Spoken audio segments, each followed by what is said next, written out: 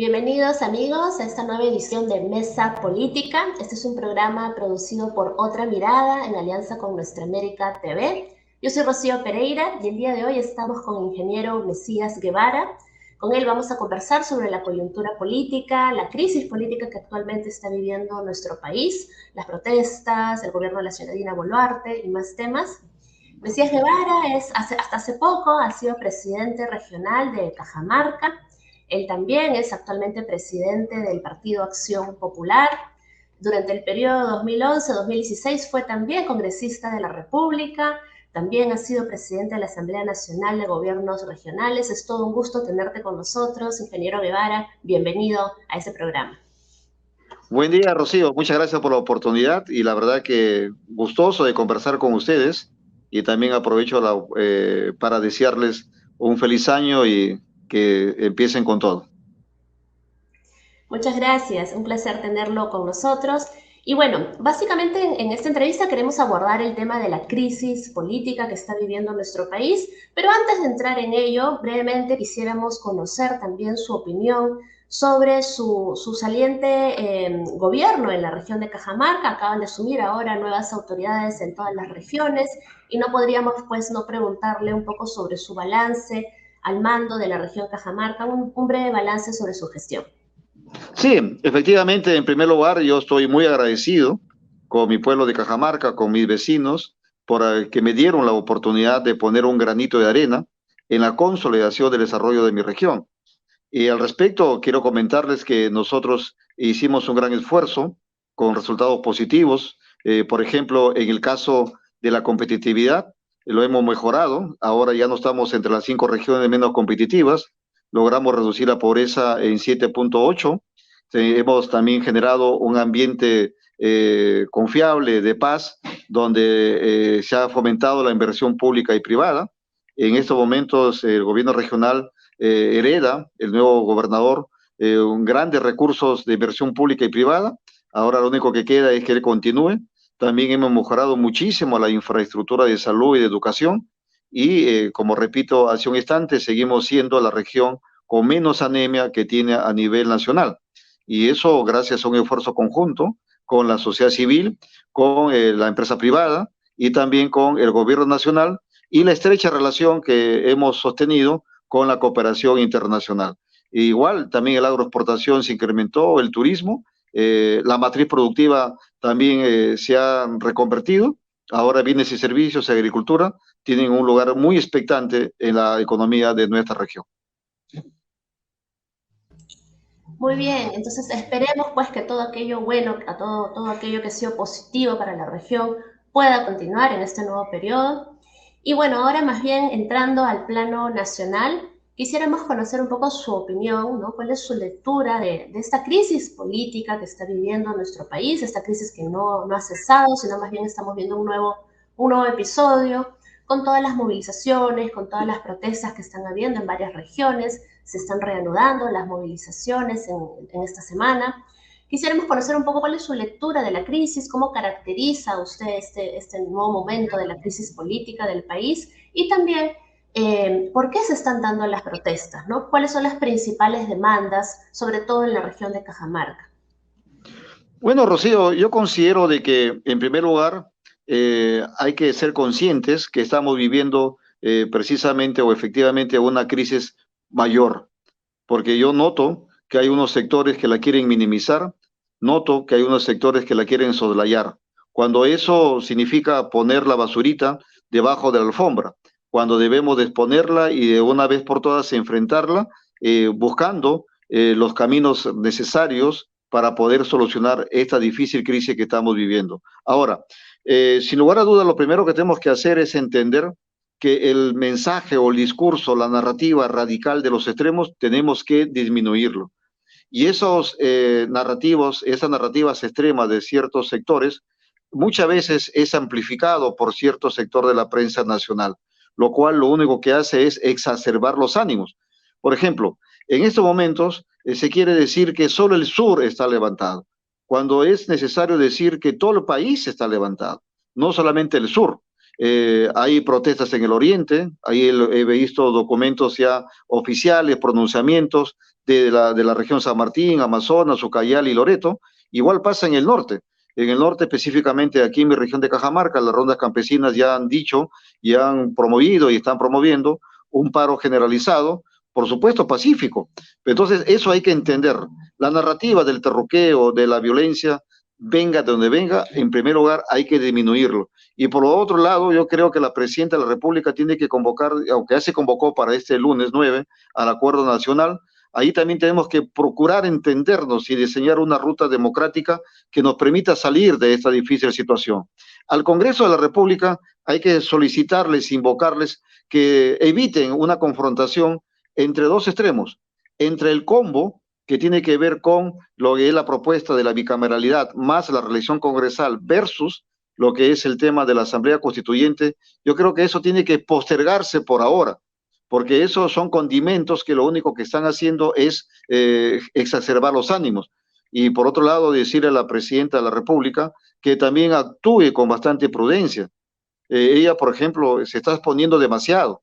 Se está exponiendo, por ejemplo, al salir con grupos extremistas de extrema derecha y dejando de lado a líderes sindicales, líderes gremiales y también de las rondas campesinas o organizaciones sociales. Por lo tanto, ella tiene que buscar el mayor equilibrio. Yo, en lo personal, no estoy de acuerdo que ella salga a los departamentos, a las regiones, a conversar con la población, porque tan solo su presencia significa un combustible para este conflicto social que estamos viviendo.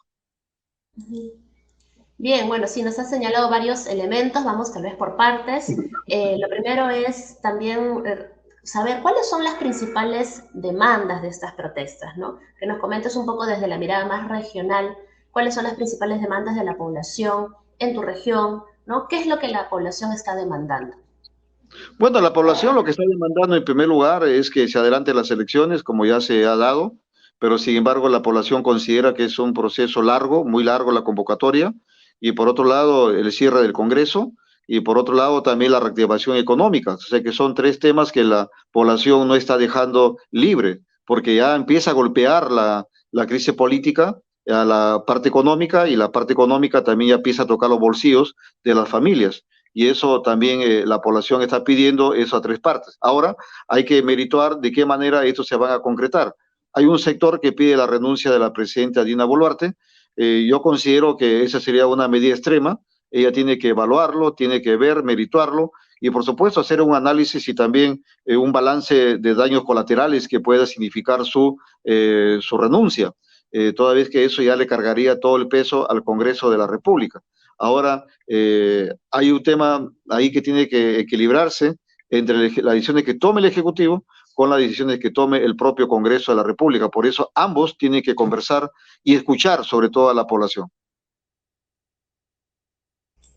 Son demandas entonces básicamente políticas, como estamos viendo, ¿no? En tu región y bueno, en la mayoría de casos del país, o hay también acaso demandas, agendas más regionales, Sí, demandas más específicas. como te dije hace un instante, también estamos preocupados por la reactivación económica, que se continúe. Ya nos empieza a preocupar, por ejemplo, el incremento de la inflación. Ya nos empieza a preocupar ahora que haya retrasos en la transferencia de fondos públicos. Ya nos empieza a preocupar también el caso de las inversiones privadas que tiene que darse. Y sobre todo las calificadoras que nos están dando ya como país de alto riesgo. Y también nos preocupa, por ejemplo, que ese conflicto social ya golpee, tal igual que la pandemia, el tema de nuestras actividades, en este caso de Cajamarca, el carnaval, que genera mucha economía. Igual la agroexportación, el caso del norte de Cajamarca, como es el café. Por lo tanto, eso es lo que veo en mi región y creo que si eso lo ampliamos o extrapolamos a nivel nacional, creo que estaría ocurriendo lo mismo. Bien, ahora yendo un poco a la evaluación del gobierno de la señora Dina Boluarte, ¿no? Ya nos has mencionado algunos elementos, pero en general, ¿cómo ves tú que inició este gobierno? ¿Cómo caracterizas su respuesta a la crisis, ¿no? La respuesta que está teniendo también ante las protestas, ¿no? Muchos dicen, por ejemplo, de que es una respuesta bastante represiva, ¿no? Que la llamada al diálogo ha sido bastante tardía y no muy eficiente. ¿Cómo calificarías tú este gobierno y la respuesta que está teniendo a las movilizaciones, a las protestas? Yo pienso que la presidenta Dina Boluarte tuvo un mal inicio como presidenta de la República. Dio mensajes no propios de una demócrata. Por ejemplo, ella creo que no ha sentido que eso es el gobierno de transición. Y al no sentir ese gobierno de transición, por ejemplo, ella inició diciendo que iba a concluir el mandato el 2026, cuando solamente era de transición. Y por otro lado, también, ya es un tema, puede ser de forma, pero sin embargo, todo el mundo nos dimos cuenta que ella ya estaba preparada para asumir lo que es la presidencia de la República.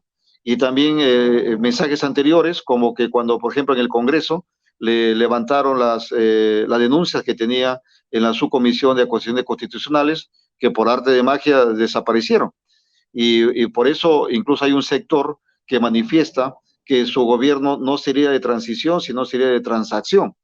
Entonces, y eso prácticamente ya estaría ligado estrechamente al Congreso de la República. Yo creo que su cercanía al Congreso de la República le está haciendo muchísimo daño. Incluso mostrarse juntos, como por ejemplo en esa fotografía que se ha tomado con López Aliaga y con Williams, con el presidente del Congreso, ese es un mensaje potentemente negativo hacia el interior del país, porque hay que entender que en el interior del país hay un gran sector que aún siguen respaldando a Pedro Castillo, pero más que a Pedro Castillo, el origen de Pedro Castillo, la procedencia de Pedro Castillo. Es decir, que un sector de la población que se siente identificado con él. Y por otro lado, también no estoy de acuerdo o veo que ella no se está rectificando pronto. O sea, que falta reflejos. Por ejemplo, en el tema de querer irse a las regiones, ella misma ya le fue mal en el Cusco y lamentablemente cuando te va mal en una región, eso es como un contagio a nivel nacional. Y por otro lado, se ha demorado muchísimo en convocar al acuerdo nacional. Yo creo que alguien le decía, le soplaba la pluma que no convoque el acuerdo nacional. Y eso le está pasando la factura. Y también al no saber definir rápidamente a su premier, porque tuvo que cambiarlo al actual, por el actual, adoptarla, y eso también ha sido un error que ella cometió. Claro, digamos que sus reflejos políticos no son los mejores. ¿Y crees que fue un error que haya declarado el estado de emergencia? ¿O cómo pudo haber contenido pues, esa movilización, esas protestas? Es una decisión bastante compleja y difícil. Yo en lo personal comenté de que no debió haber declarado la emergencia y no debió haber sacado a las Fuerzas Armadas a las calles, porque las Fuerzas Armadas tienen otro rol, tienen otra preparación, a diferencia de la policía. Y por lo tanto, ahí yo creo que ha sido un error y es por eso que ya conocemos las consecuencias que que conocemos. Pero sin embargo, también ella tenía que tomar una decisión porque así como hay extremistas de derecha, también hay extremistas de izquierda, por lo tanto era una decisión bastante compleja. Creo que ahí ella debió haber fortalecido y actuado de manera rápida con el servicio de inteligencia para identificar a aquellos que sí son vándalos y no generalizar a todos como terrucos como lo vienen haciendo. ¿Crees que ha hecho un mea culpa? ¿Crees que ha hecho que su respuesta ante las víctimas, ante el duelo de las familias, de cerca de los 30 fallecidos, ha sido una respuesta suficiente, que sea empática con estas víctimas, con estas familias? Yo no he escuchado algo al respecto, pero si lo ha hecho, no lo ha hecho de manera contundente. Por lo tanto, creo yo que todavía es tiempo para que ella dé un mensaje en ese sentido, para que colabore incluso con la pacificación del país, que lo cual, como reitero, hay voces que lamentablemente están soslayando lo que ha ocurrido ayer y lo que puede ocurrir de aquí en adelante. Porque igual recordemos que empezó el paro de los magisterios, de los profesores en el año 2017 cuando empezó como una pequeña chispita en Cusco y luego se generalizó a todo el Perú. Y hay que evitar eso. Ahorita la presidenta tiene que buscar y reunirse con todos los actores sociales, no solamente con los gobernadores, no solamente con los alcaldes, sino con todas las organizaciones sociales, y para eso está el acuerdo nacional. Correcto. Bien, y ahora yendo al otro actor de esta crisis, ¿no? Del Congreso de la República. Queremos saber también tu opinión sobre el rol que ha jugado el Congreso de la República y las fuerzas políticas representadas en el Congreso de la República en todo este periodo y actualmente también. Ya ha habido una primera votación, ¿no? Para el adelanto de elecciones, pero falta una segunda votación. También falta que se aprueben algunas mínimas reformas para que pueda haber pues, un recambio de la clase política. No sabemos si este Congreso va a votar estas reformas o de qué manera va a votar estas reformas.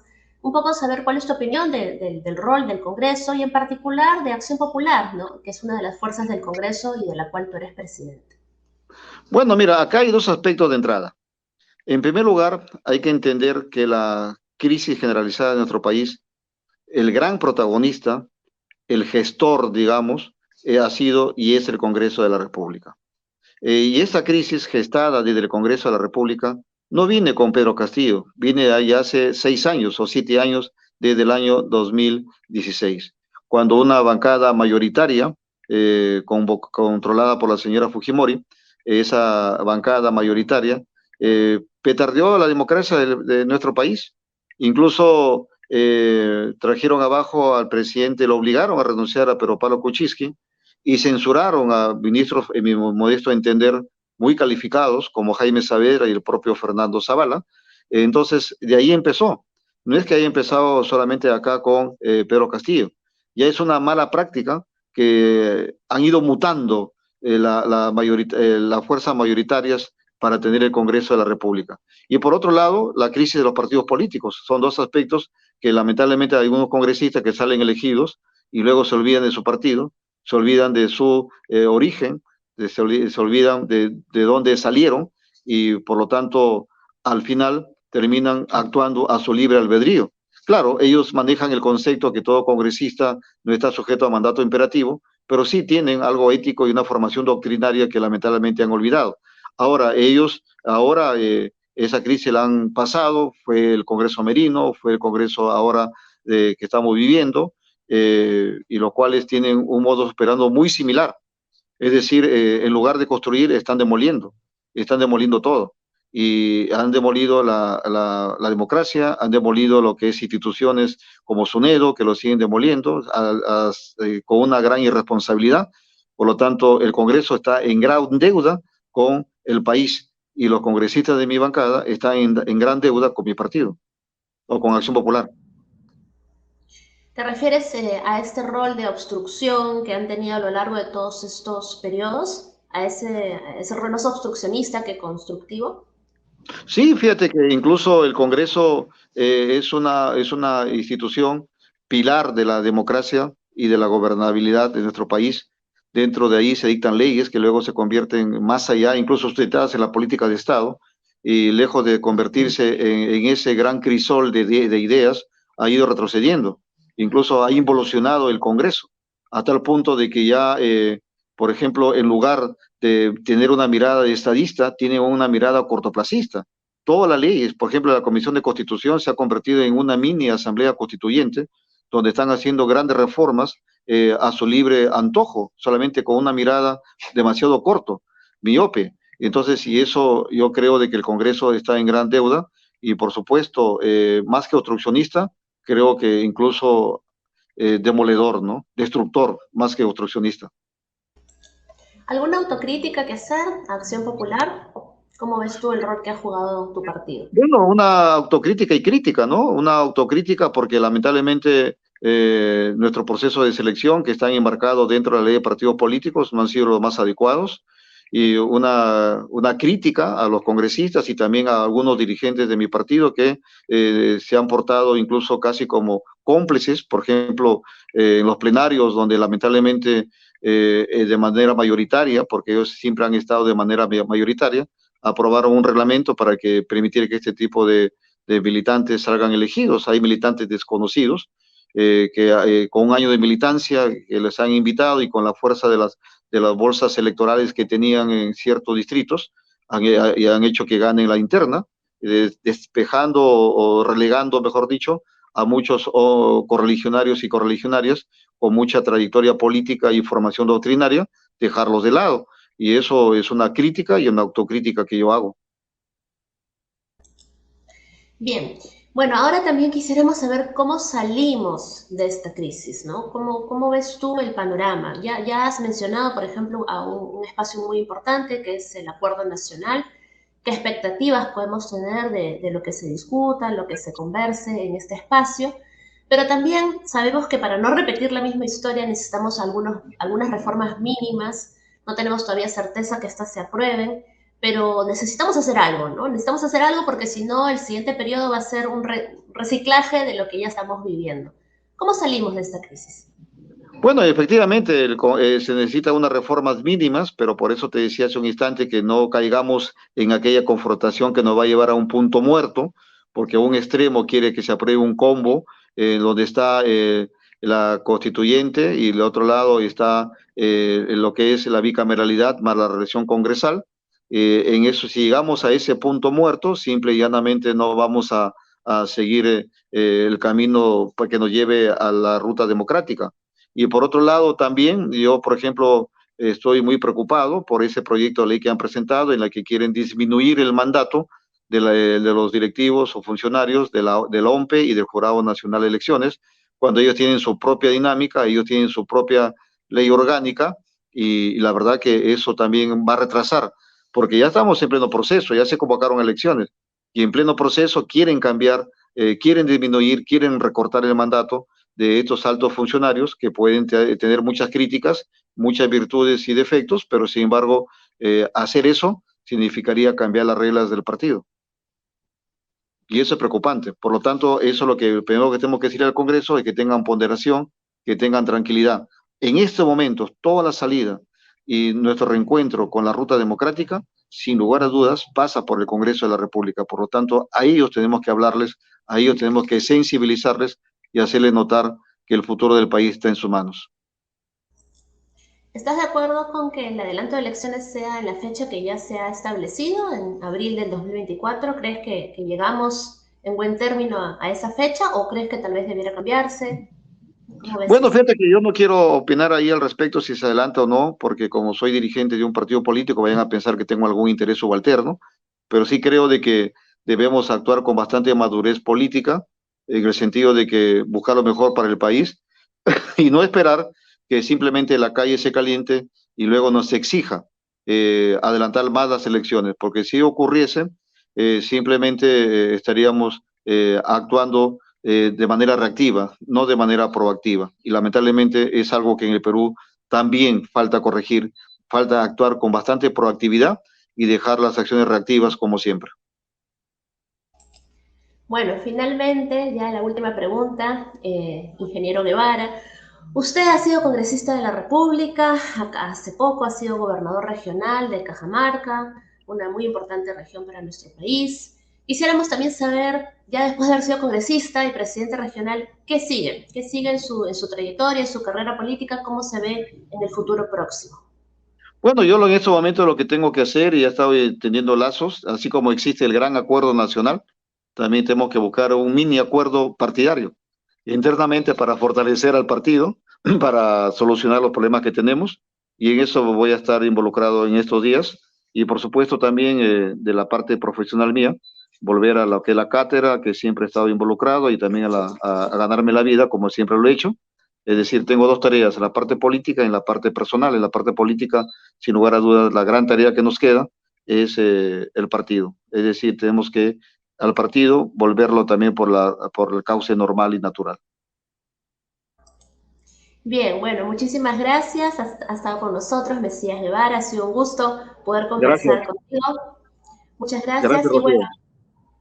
gracias a ti y bueno amigos, si les gustó, por favor compartan este programa, síganos todas las semanas y con ustedes serán hasta otra oportunidad. Hasta luego.